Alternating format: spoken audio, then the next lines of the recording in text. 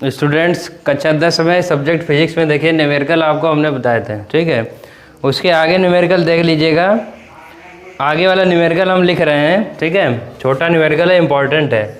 लिखा है किसी द्रव, ठीक है, द्रव लिक्विड, किसी द्रव का वायु के सापेक्ष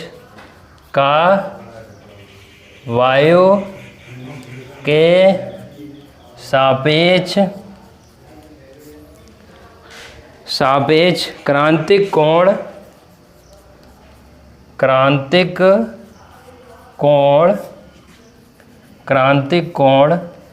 45 डिग्री है, तो वायु के सापेक्ष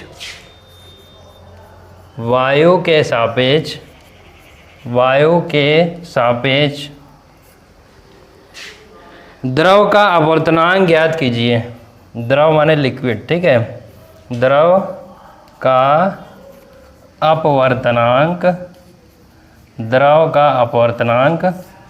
ज्ञात कीजिए, ठीक है। हमने क्वेश्चन लिख दिया, ठीक। आज की सीरीज में 2 क्वेश्चंस बताएंगे आपको, बहुत इंपॉर्टेंट है क्वेश्चन, ठीक।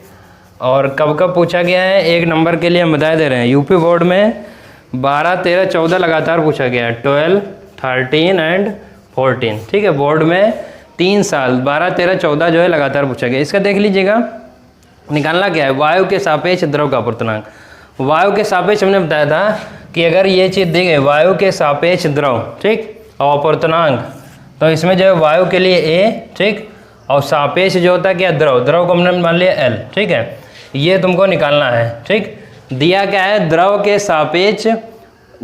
का वायु के सापेक्ष क्रांतिक कोण को जो है C से लिखा जाता है, किससे, C से, ठीक है। तो C इक्वल दिया है 45 डिग्री, ठीक। अब देखिए सूत्र याद कर लीजिए। इसका सूत्र जो होता है, सूत्र डायरेक्ट अगर सूत्र याद करेंगे तो सूत्र होता है n बराबर 1/sin C, ठीक। ये होता है, समझ रहे हैं कि नहीं। तो यहाँ पर हमको निकालना है द्रव के सापेक्ष, वायु के सापेक्ष द्रव का अपवर्तनांक।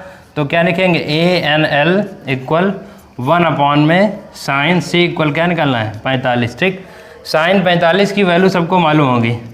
sin 45 की वैल्यू होती है 1/√2, ठीक। तो ये क्या हो गया, 1/1/√2, √2 ऊपर चला गया तो क्या हो जाएगा, √2, ठीक। तो ये तुम्हारे पास आंसर आ गया, ठीक है। समझ रहे हैं कि नहीं, ये तुम्हारे पास आंसर आ गया, √2। मिला लेंगे अपने बुक से, समझ रहे हैं कि नहीं। इसके बाद में देखिए अगला क्वेश्चन देखते हैं, ठीक। अगला क्वेश्चन क्या है, इसको मिटा देते हैं। अगला क्वेश्चन देखिए, ये फार्मूला लिख लीजिए सब लोग, ये कॉपी पर नहीं लिखा होगा।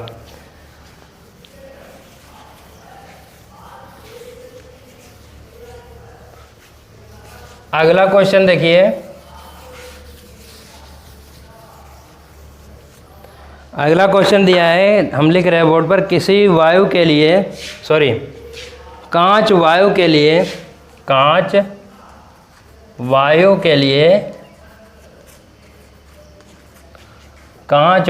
लिए क्रांतिक कोण का मान ज्ञात कीजिए। क्रांतिक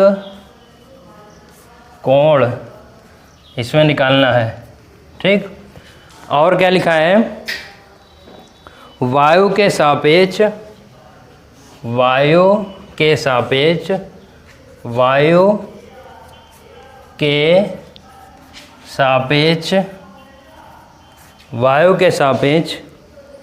कांच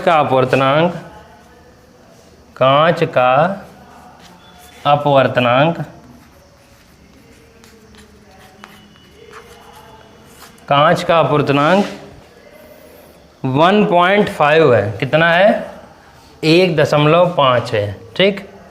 तो अब सवाल देख लीजिए। सवाल में सूत्र वही लगेगा। सूत्र हमने क्या बताया था, सूत्र बताया था n बराबर होता है 1/sin C, ठीक है।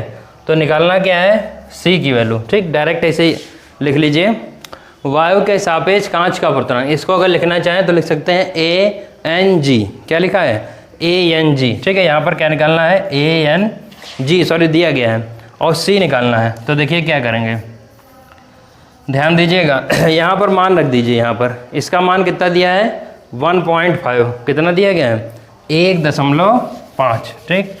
1.5 दिया गया है, ठीक। 1.5 इसका मान रख दिया, बराबर में कितना आएगा 1/sin c। अब देखिए अगर sin c की वैल्यू निकालेंगे, sin c की वैल्यू जब निकालेंगे तो होगा 1 में कितना हो जाएगा 1.5 हो जाएगा कि नहीं। इसको जो है ये नीचे आ जाएगा इधर, ठीक। तो यहाँ काट दो तो कितनी बार जाएगा 5 दूना 10, 5 तियाँ 15, ठीक है। तो sin c बराबर क्या लिखेंगे, sin c बराबर 2/3, ठीक है। 2/3 को जब भाग करेंगे, ठीक, 2/3 जो आ गया, 2/3 को जब भाग करेंगे तो कितना आएगा बोलिए। 2/3 को जब भाग कर रहे हैं तो लगभग में आएगा तुम्हारा 0.67, कितना आएगा 0.67 इतना आएगा, ठीक है। और जो 0.67 होगा वो किताब में देख लीजिएगा, उसमें मान नीचे दिया गया है, ये sin 42 का मान होता है, किसका sin 42 का। अब देखिए यहाँ से sin हट जाएगा तो c बराबर क्या आ जाएगा 42 डिग्री, कितना आ जाएगा 42 डिग्री। तो यही आपका आंसर है। इसके ये 2 क्वेश्चन लगाइए, बाकी के जो क्वेश्चंस होंगे वो नेक्स्ट वीडियो में बताए जाएंगे। Thank you.